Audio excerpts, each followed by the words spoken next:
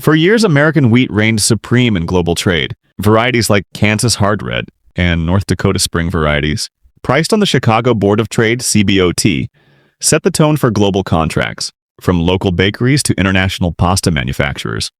If buyers wanted top-tier protein, consistent quality, and trusted supply, the U.S. was always the first name on the list. But something began to change in mid-2024.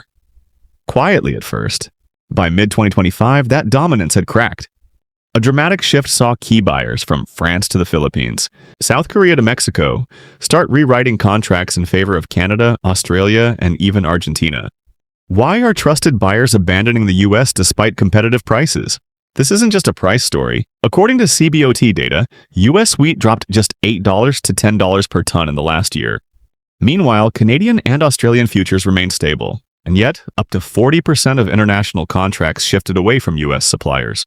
It signaled something deeper, a loss of confidence rooted in three key areas: logistics, certification continuity, and political volatility in Washington. A striking example comes from the Philippines.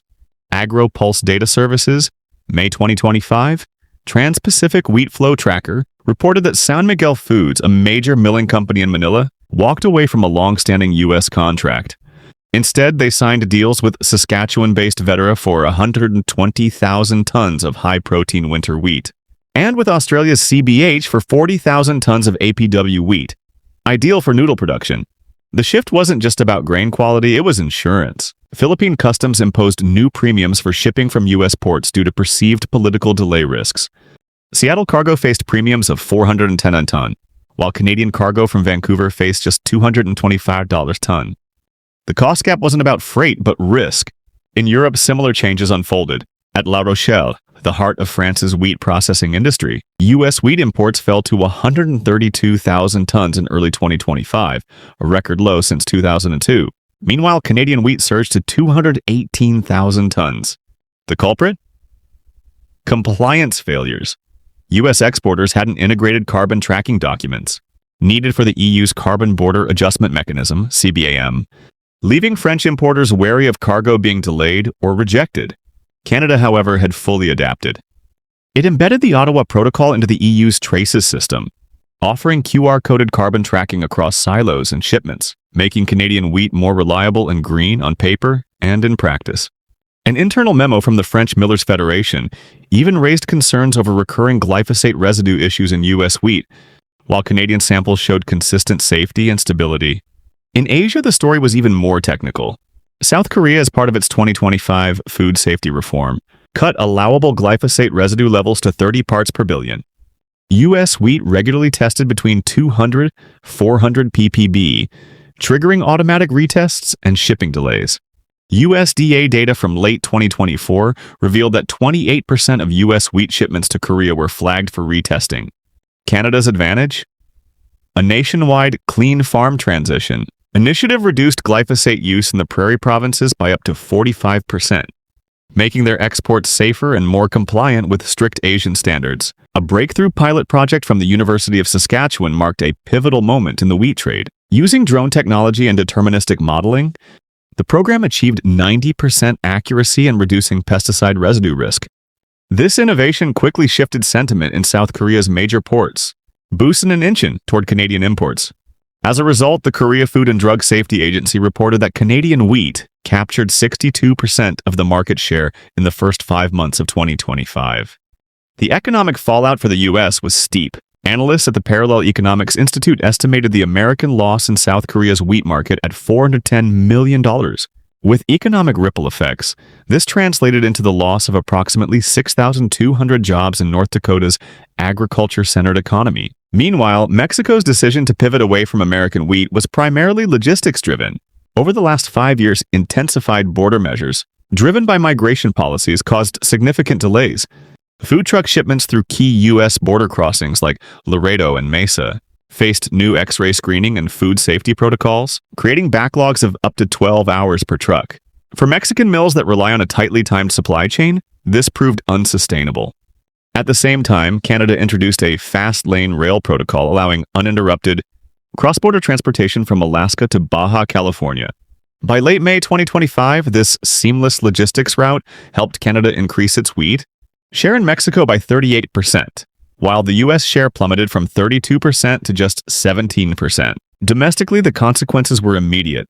Kansas Wheat Commission data showed a 44% increase in wheat silo inventories compared to the previous year, pushing spot market prices down from $6.92 to $6.05 per bushel. With break-even costs estimated at $6.10, many mid-sized farms fell into unprofitability. Despite mounting data, U.S. officials continue to characterize these developments as temporary disruptions. But experts at Purdue University's Food and Agriculture Policy Research Center argue otherwise.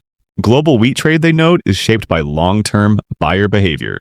Once a mill switches suppliers, there's only a 15% chance it will return within 5 years unless forced by crisis.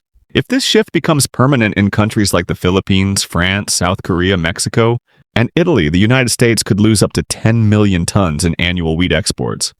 This would push average annual export volumes from 26 million tons down to 16 million tons. According to the June 2025 agricultural letter from the Federal Reserve Bank of Chicago, such a decline would reduce Midwest GDP by $19.4 billion and eliminate an additional 45,000 non-farm jobs tied to the agriculture sector. The U.S. hopes to close this gap by targeting high-growth markets like India and Nigeria. However, these efforts are complicated by local hurdles. India's government-set support prices. Nigeria's limited infrastructure keep both countries out of the premium buyer category in the short term. Canada, on the other hand, has played its strategy with precision.